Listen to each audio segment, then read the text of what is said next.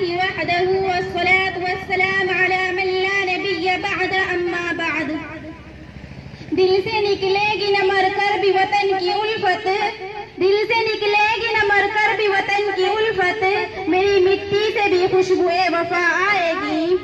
معزز سامعین کرام اور عزیز بہنوں، آج کے اس تاریخی جشن یوم آزادی کے موقع پر مجھے جس موضوع پر گفتگو کرنے کی سعادت حاصل ہوئی ہے وہ ہے جنگ آزادی ہند تاریخ کے آئینے میں.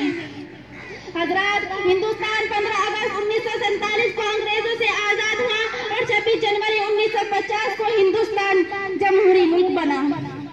ہندوستان کے تمام ملک کے تمام مدارس اسلامیہ، اسکولوں، کالجوں میں، یونیورسٹیوں میں، بلکہ ہندوستان کے تمام شہروں قریہ میں جشن یوم آزادی منایا جا رہا ہے. اپنے ملک کی سرزمین سے کسی محبت نہیں ہوتی اور یہ موقع تو سال میں 2 بار آتا ہے. ایک 15 اگست یعنی یوم آزادی اور دوسرا 26 جنوری یعنی یوم جمہوریہ. آج کتنی خوشی سے ہم اس بات کا اظہار کرتے ہیں کہ ہم آزاد اور جمہوری ملک کا ایک حصہ ہیں.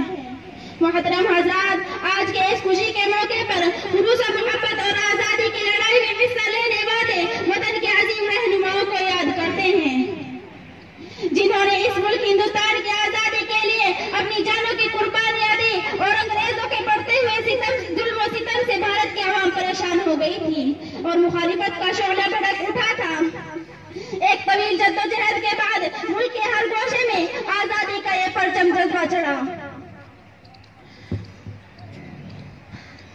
ہمارے اسلاف نے اپنے دیش کی آزادی کے لیے اپنی جانوں کی قربانیاں پیش کر دی، ڈنڈے لاٹھی کھائی اور کئی بار جیل بھی گئے اور اپنا سب کچھ دیش کی آزادی کے لیے نچھاور کر دیا. دیش کی آزادی کے ان متوالوں میں مہاتما گاندھی، پنڈت جواہر لال نہرو، مولانا ابوالکلام آزاد، ڈاکٹر امبیڈکر، اشفاق اللہ خان آزاد، شیخر آزاد جیسے کئی رہنما اور محب وطن شامل تھے.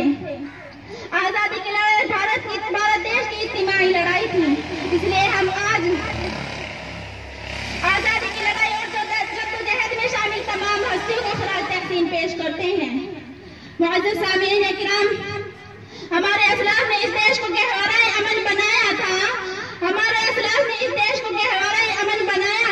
تاج محل کی خوبصورتی اور عنائی سے سنوارا تھا، جامع مسجد کی پاکیزگی سے نوازا تھا، قطب مینار کی بلندی سے اس دیش کے معیار کو بلند کیا تھا، لال قلعے کی عظمت سے اس کی شان میں اضافہ کیا تھا اور جب وقت پڑا تو اپنے لہو کی قربانی دے کر اس دیش کے معیار کو بلند کیا تھا. اس لیے آج ہمیں ضرورت ہے کہ ہم اپنی جانوں کی قربانی دے کر اس دیش کو آزادی کرنے کا جذبہ رکھیں. اب میں اس بات پر اپنی تقریر کو ختم کرتی ہوں. اتنی سی بات ہوا کو بتائے رکھنا، روشنی ضرور ہوگی چراغ جلائے رکھنا. لہو دے کر کی ہے جس ترنگے کی حفاظت اسلاف نے، لہو دے کر کی ہے جس ترنگے کی حفاظت اسلاف نے، اس ترنگے کو سدا چھت پہ لگائے رکھنا.